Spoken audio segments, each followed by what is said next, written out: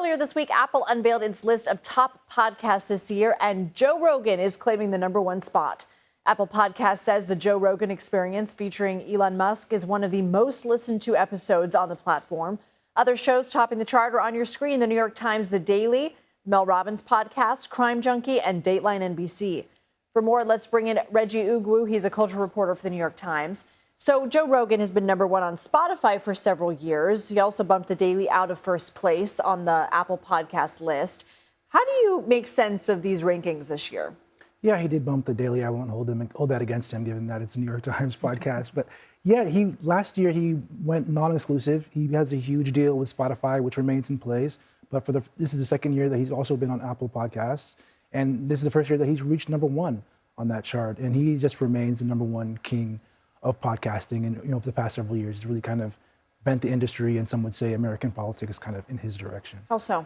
He has a really huge following. I mean, he's been doing the show for almost 15 years, or more than 15 years at this point. There's kind of like a built-in first mover incumbency that he has, and it just keeps getting bigger and bigger. He has more than 20 million followers on YouTube, more than 15 million followers on Spotify, and he just taps into this segment of the country that really wants to hear what he has to say. A lot of young men who are interested in fitness, who are interested in hunting, who are interested in comedians especially, and some politics. What about the new podcasts that topped the charts? I know Amy Poehler's was pretty big this year. Yes, Amy Poehler coming in the top 3. She's had a huge breakout year. One thing that's interesting is the top 10 podcasts have been pretty consistent. If you look at the past 3 years, it's only 6 of the top 10 have been stable. But this year we have some new entrants. One is Amy Poehler, we have Kylie Kelsey, and we have Ezra Klein and Mel Robbins. But Amy Poehler, she's everybody's funny best friend. Just kind of radiates warmth. She has that improv background, which makes her a really good and interesting interviewer to watch. That's a show that's both audio and video. And yeah, she's kind of the breakout success story of this year. I love listening to her laugh. Interesting, too, how true crime has really shot up. Let's talk about This American Life. Classic. I mean, I've been listening to it for years, and it was the 8th most popular podcast, right? Was that surprising?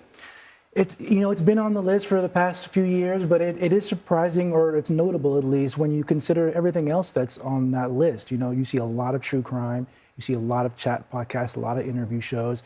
This year, This American Life is really the only narrative show on that list that's not a true crime show. And of course, it's kind of every week they have multiple deeply reported feature stories, human interest stories, and it's originally a radio show. So yeah, it really harkens back to an earlier era. I have to be so quick with you, but was 2025 the year of the video accompanying the podcast? You mentioned Amy Poehler's. 100%, yeah. Pretty much now, when you say podcast, a lot of people think of video, which is a big flip from what used to be an audio exclusive media. And 90 minutes, and people are watching it, I guess, in the background. More than that. Wow. You see some podcasts for 3 hours, 5 hours, they get up there. Reggie Ugwu, thank you so much. Thank you so much for having me.